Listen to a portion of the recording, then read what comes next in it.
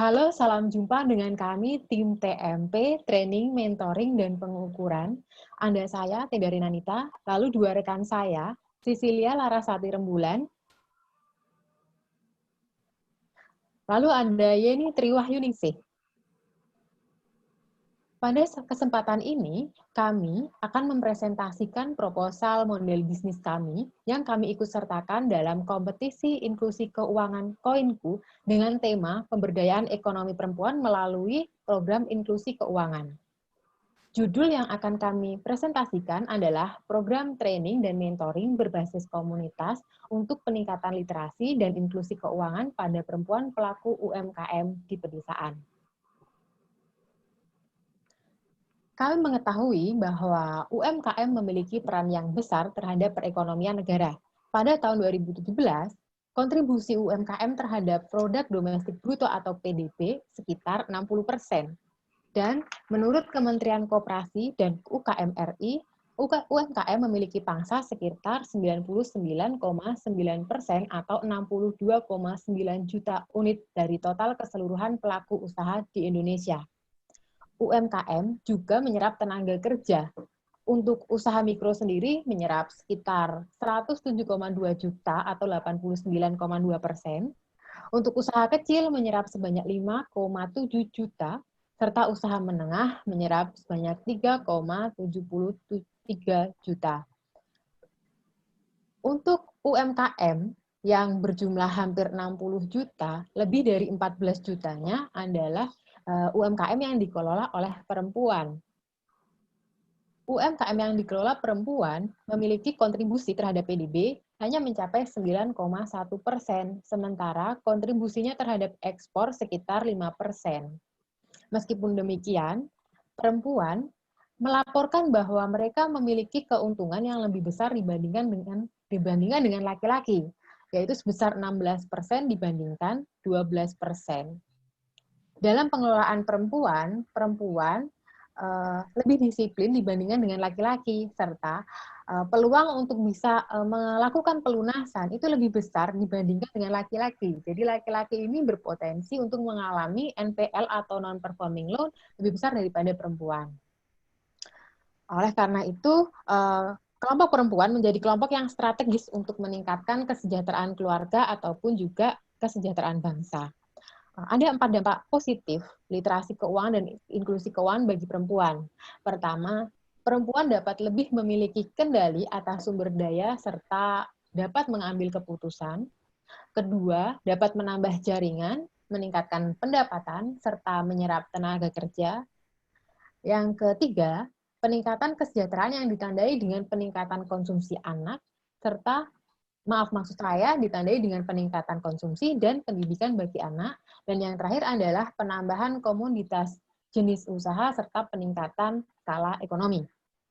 Akan tetapi, perempuan kerap menghadapi masalah keuangan, seperti misalnya akses produk dan jasa keuangan yang masih rendah, literasi keuangan yang masih rendah, kepercayaan terhadap lembaga keuangan juga masih rendah, lalu juga adanya isu diskriminasi gender, serta keberadaan lembaga keuangan yang jauh dari, maksud saya keberadaan lembaga keuangan yang jauh, serta persepsi negatif terhadap prosedur pengajuan akses keuangan. Seperti misalnya kerap dirasakan akses terhadap jasa perbankan yang rumit. Akan tetapi, perempuan memiliki alternatif keuangan seperti misalnya melalui arisan atau juga melalui bank titil atau juga rentenir. Akan tetapi fasilitas tersebut dikelola secara informal atau perorangan sehingga mengandung resiko seperti misalnya resiko terjadinya penipuan misalnya, hilang, atau juga mungkin bunga yang tinggi. Nah, ada beberapa asosiasi ataupun juga gerakan yang berupaya untuk memajukan literasi keuangan seperti misalnya Go UKM, UKM Indonesia.id, Women Will Gapura Digital, Rumah BUMN, serta Sahabat UMKM. Lalu juga ada lembaga-lembaga lain, lembaga swasta lain seperti misalnya finansialku.com, Agen Laku Pandai, Generasi Cerdas Keuangan. Nah, beberapa organisasi tersebut berfokus pada upaya-upaya untuk mengedukasi masyarakat mengenai keuangan.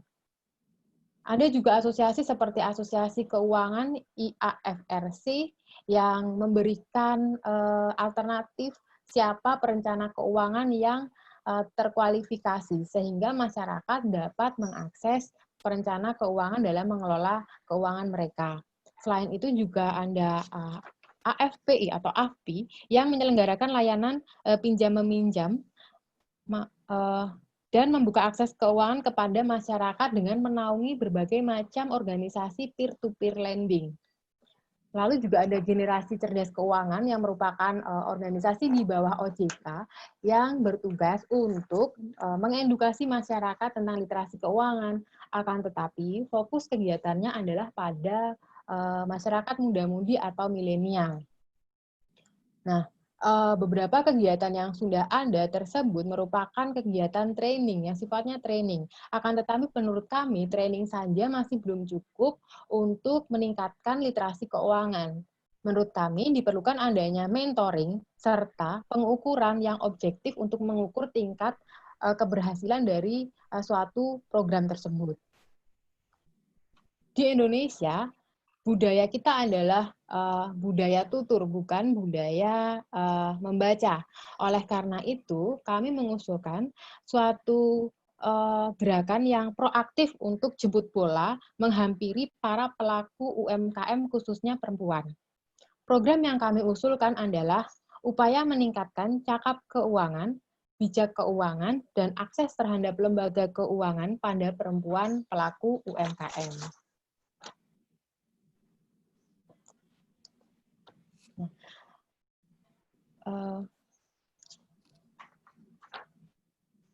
Ada beberapa yang menjadi pertimbangan usulan kami, seperti misalnya lembaga keuangan harus dekat dan mudah diakses, kemudian kebijakan yang dibuat juga harus memudahkan anggota dan menjawab permasalahan yang real yang ada di masyarakat, melibatkan pimpinan lokal, baik ketua RT, RW, ataupun paguyuban dalam program-program literasi keuangan, melibatkan mentor-mentor literasi keuangan dalam kelompok kecil, membangun awareness atau literasi, termasuk membangun persepsi positif terhadap lembaga keuangan, serta memberikan pendampingan dan manfaat real selain keuangan, misalnya yang sifatnya adalah pengetahuan tentang peningkatan usaha yang dijalankan.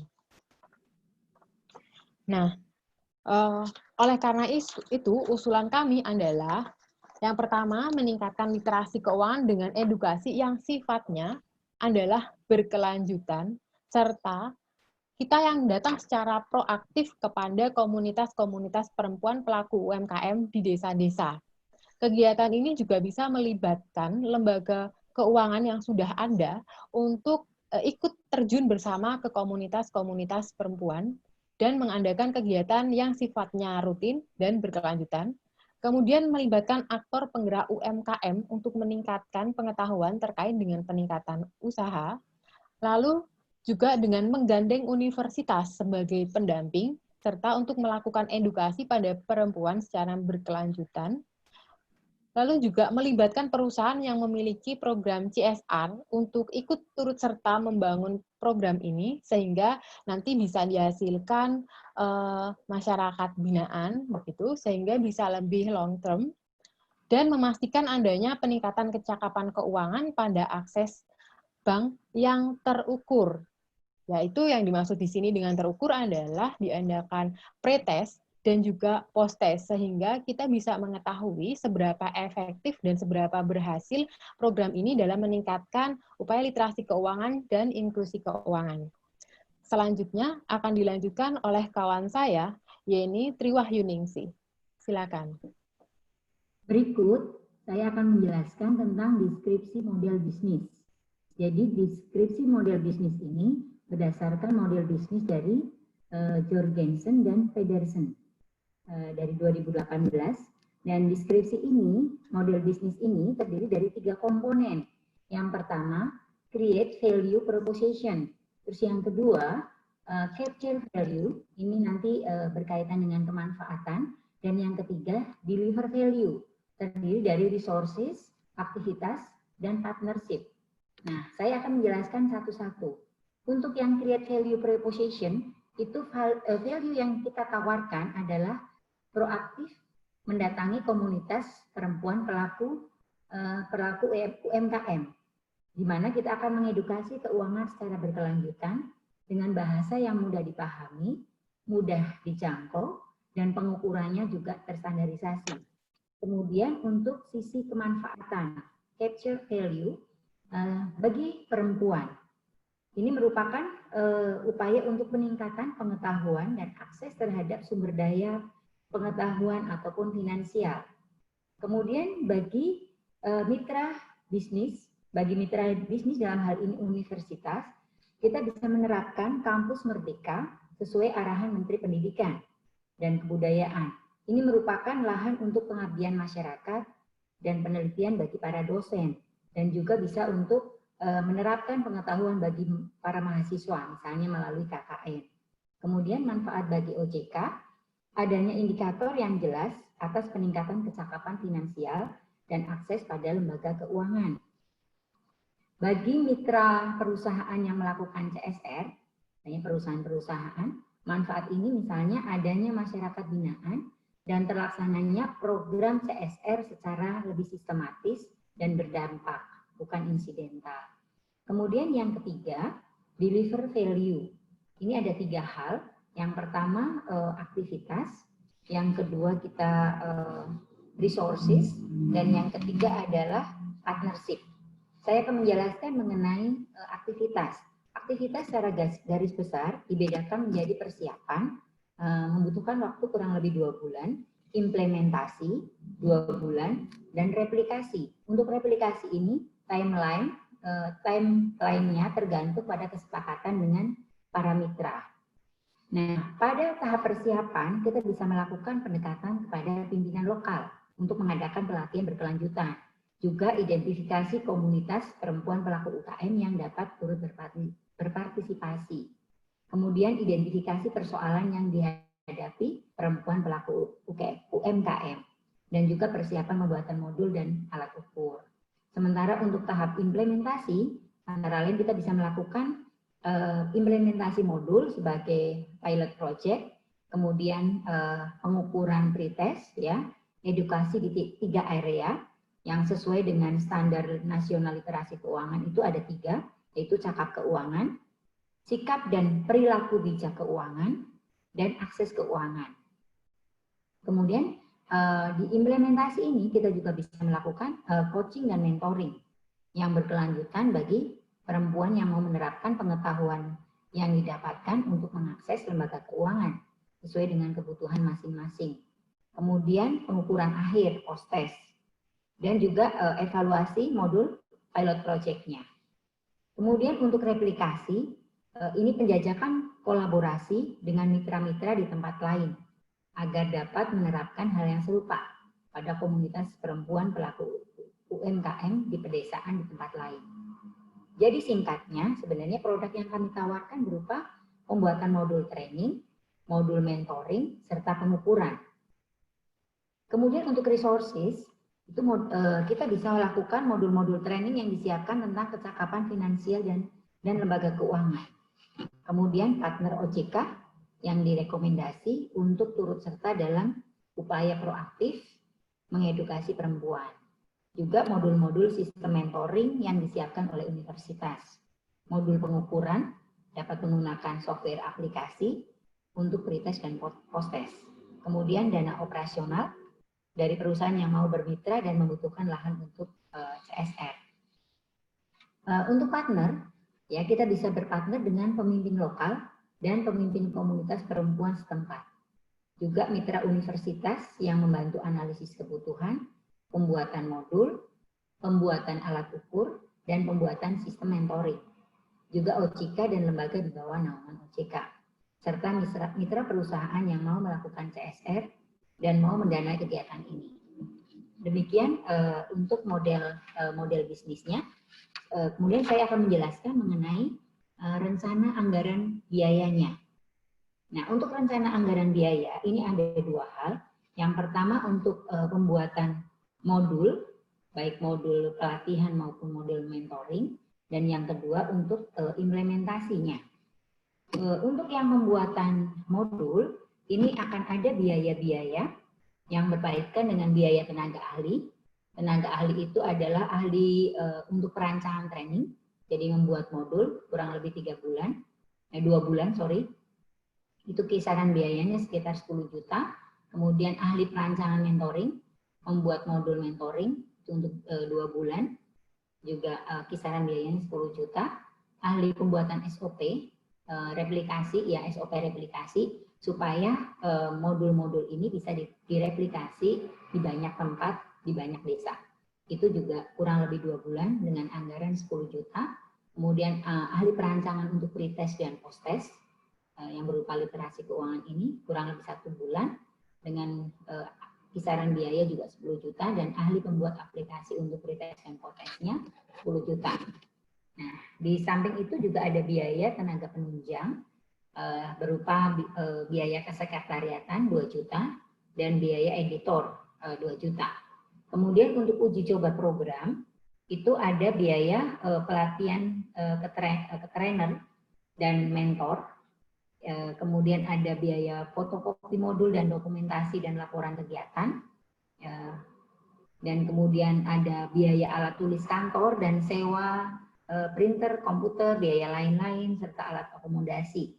Jadi biaya ini adalah merupakan biaya yang berupa kisaran. Jadi karena tergantung dari berapa banyak perempuan pelaku UKM yang nanti akan mendaftar untuk dilakukan pelatihan dan mentoring ini. Jadi perkiraan budget total kami adalah 66 juta untuk biaya pembuatan modul pelatihan, mentoring, aplikasi, dan 1 uji coba di daerah binaan. Demikian penyampaian dari saya. Nanti untuk yang berikutnya akan dilanjutkan oleh teman saya, Saudara Larasati Rembulan. Baik. Jadi program inti dari kelompok kami adalah meliputi 3 hal, training, mentoring, pengukuran berbasis komunitas. Kami meyakini bahwa dengan program ini akan ada peningkatan pengetahuan, peningkatan keterampilan, dan peningkatan keyakinan para perempuan pelaku UMKM untuk menggunakan produk dan layanan keuangan. Dan kami meyakini bahwa dengan program ini akan ada peningkatan jumlah perempuan pelaku UMKM yang menjadi lebih ada peningkatan literasi dan inklusi keuangan. Mereka menjadi lebih memahami tujuan keuangan masing-masing, baik itu untuk usaha ataupun untuk keluarganya. Dan mereka menjadi lebih sadar bahwa mereka perlu merencanakan keuangan mereka dengan seksama.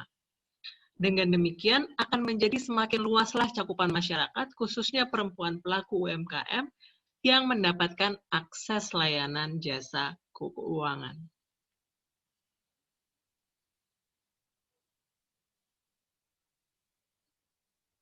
Berikutnya, saya akan menjelaskan tentang peluang replikasi.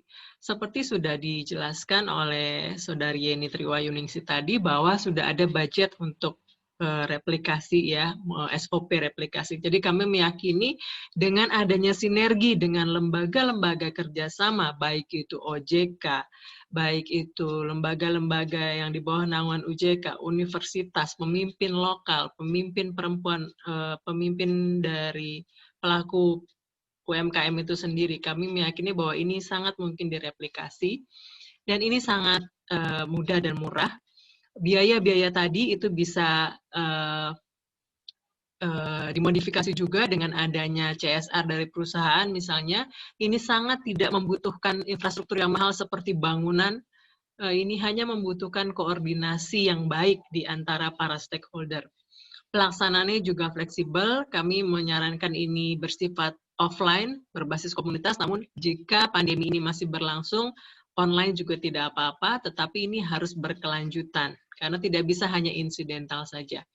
Dan dukungan pemerintah ini juga sangat positif bagi pelaku UMKM, jadi kami yakin ini bisa dan sangat mungkin untuk direplikasi. Demikian presentasi dari kami, kelompok TMP, Training, Mentoring, dan Pengukuran. Terima kasih, sampai jumpa.